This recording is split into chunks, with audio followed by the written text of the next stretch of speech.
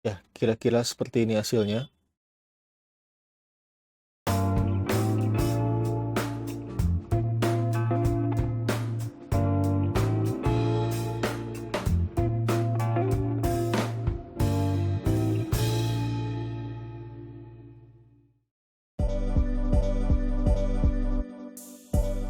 Hai semuanya, kali ini kita akan membahas pemodelan plafon pada Revit. Di sini sudah terdapat dinding yang akan kita tambahkan plafon.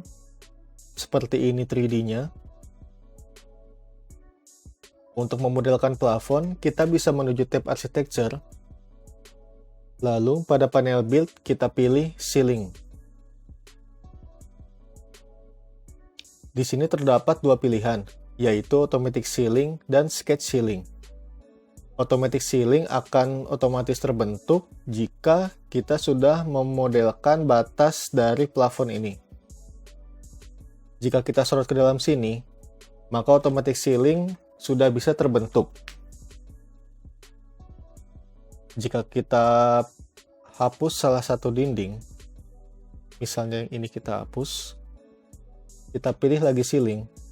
Di sini Automatic Ceiling tidak akan terbentuk karena dinding yang tadi menjadi pembatas di sini itu hilang. Jadi Automatic Ceiling tidak akan terbentuk.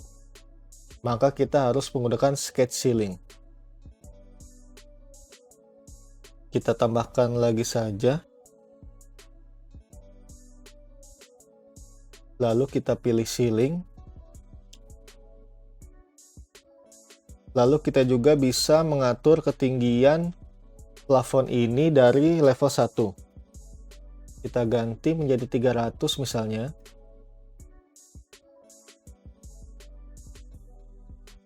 Lalu kita klik di dalam dinding sini sekali saja.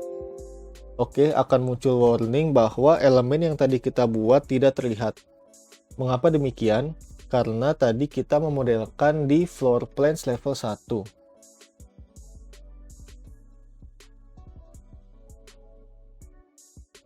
Untuk dapat memilih plafon yang sudah kita buat tadi, kita bisa menuju ceiling plans level 1.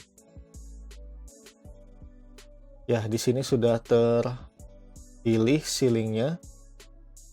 Maka daripada itu, jika kita memodelkan ceiling atau plafon, lebih baik kita memodelkan di ceiling plans. Jika kita lihat di 3D, plafon sudah terbentuk ya, dengan ketinggian 300 cm dari level 1.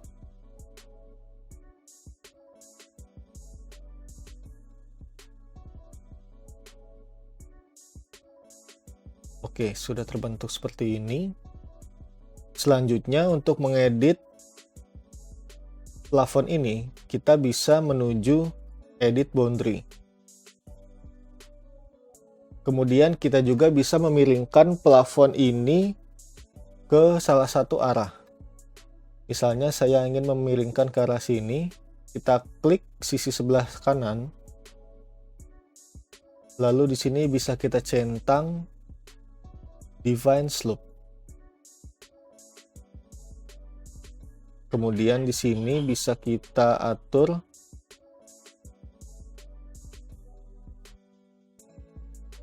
sudutnya misalnya 15 derajat.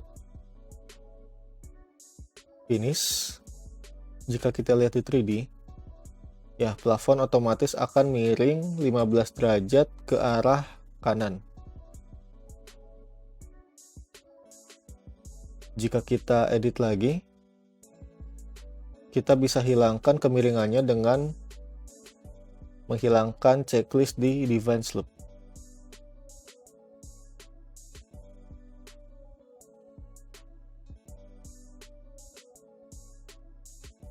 Ya, kira-kira seperti ini hasilnya.